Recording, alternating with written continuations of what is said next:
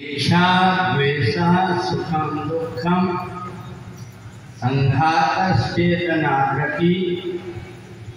एतच्छेत्रं समासेन सविकारमुदाहृतम्।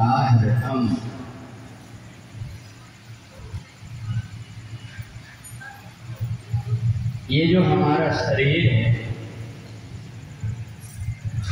ये खेती है। जैसे किसान के पास में खेती होती है वैसे ही ये जीवात्मा की खेती है ये शरीर, और इसमें जीवात्मा जो है इसका किसान है। इस शरीर के अंदर विकार क्या है? कई प्रकार की इच्छाएं होती हैं। यदमद् मया लब्धम किमं प्राप्त मनोरथम, मैं ये भी कर लूँ, मैं ये भी कर लूँ। जो व्यक्ति जितना भटक रहा है उतना परमात्मा से दूर जा रहा है। प्रजाति यदा मामां सर्वान् मनोरथान्, अपनी इच्छाओं को जितना शांत करोगे उतनी परमात्मा के निकट पहुंच जाए। और परमात्मा के पास पहुंच गए तो कैसे पता लगेगा?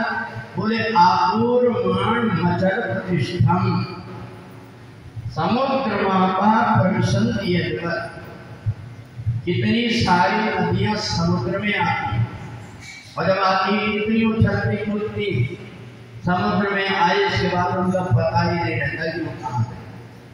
ऐसे ही अपने मन के अंदर की इच्छाओं को अगर तुमने अपने बस में कर लिया, इच्छा द्वेषा सुखम दुखम, अगर दूसरों से ईर्ष्या करना बंद कर दी,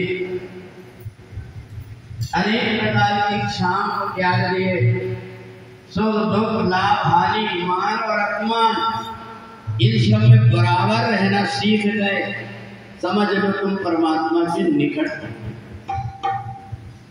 आज ये सुनकर के बड़ा दुख लगता है कि आप लोग मंदिर में दर्शन करने के लिए जाते हैं, हर कोई कहता है कि भगवान की तो मूर्ति ही नहीं दिखाई देती।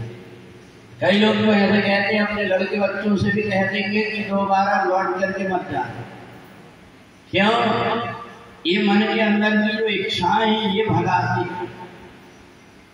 आप जब यहाँ पर आते हैं तो आपको हम इतना सब कुछ करा देते हैं यही बैठे बैठे, तुम्हें कहीं जाने की जरूरत नहीं। यहाँ पर तीर्थ क्षेत्र में आ गए, अगर सावधानी पूर्वक आपसे अगर कुछ होता है तो जरूर कर लो, परंतु अगर जहाँ पर अपने ज्ञान का खतरा लगता है या परेशानी आती है, ऐसा लगता है कि हम भीड़ भाड़ में दम तो नहीं घुट जाएगी।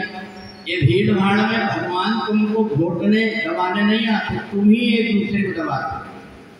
तुमको धीर नहीं, धक्का मार मार करके कोई गिर जाए, कोई लड़के बच्चे की दम घुट जाए ये पता नहीं।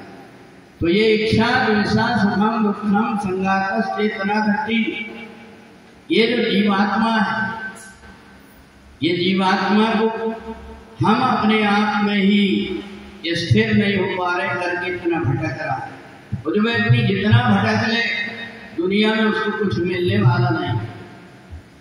जब वो परमात्मा के पास आ, ये तीर्थ क्षेत्र है, यहाँ 12 कोस की दूरी में आप कहीं भी आकर के बैठ जाएं, आप अंतर चेतना अगर लगा लें तो परमात्मा यहीं आकर के तुम्हारे सिर के ऊपर हाथ फेर करके जाए। बस इतना है, तुम स्थिर नहीं हो पाते, तुम भटकते रहते हैं। इसलिए सब प्रकार का भटकाव दूर करके, ऐसा नहीं है कि हमें कहीं नहीं जाना, जाओ पर सावधानी पूर्वक जो कुछ जितना मिल गया उसमें संतुष्ट कर लो। तो ये 13वें अध्याय में भगवान ने अर्जुन की जब विचलन देखा, इधर उधर भागने की, ये मेरा है ये मेरा नहीं है, भगवान ने कहा ये तो तेरा मूर्खता का व्यवहार है। तो ये बताओ तुमको यहाँ इस दरबार में आकर के जहाँ आप बैठे कौन सी चीज नहीं मिली? भगवान की पूजन करने के लिए जगन्नाथ भगवान के दर्शन करने गए थे, कितने लोग हैं जिन्होंने भगवान को तिलक लगाया। नहीं लगाता। यहाँ सब कुछ तुम्हें मिलेगा, भजन मिलेगा, कीर्तन मिलेगा।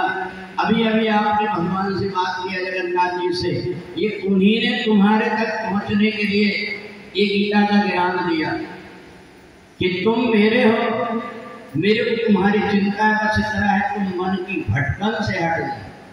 ये मन छोटे से बालक जैसा को चैन से नहीं बैठने देता, इसलिए इस मन को परमात्मा के चरणों में लगा दो।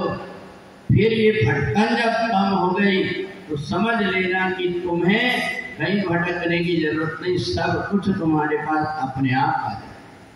तो इसलिए 13वें अध्याय में भगवान ने कहा कि कहीं भटको मत, तुम अपने आप को स्थिर करके और मेरे चरणों में लगा दो। अर्जुन ने कहा हम आपके चरणों में मन कैसे लगा दें? चंचलम ही मना कृष्ण प्रमाथि बलवदृढ़, कोई वायु को नहीं रोक सकता जैसे ये मन है।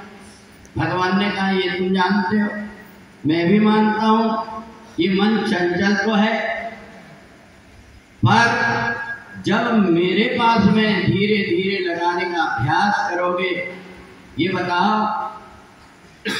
तैरने वाला व्यक्ति धीरे धीरे ही तैरना सीखता है।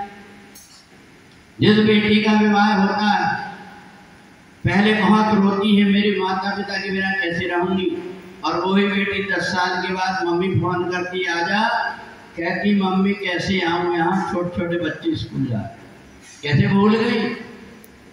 तो ये मन है हमारा, जैसा हम बनाए वैसा बन जाता है। इसलिए यहीं बैठे बैठे पने करिए से कहना, हजारों मील से चल करके हम इसलिए आए हैं क्योंकि हमारा और तुम्हारा नाता बना हुआ है। गोविंद हमें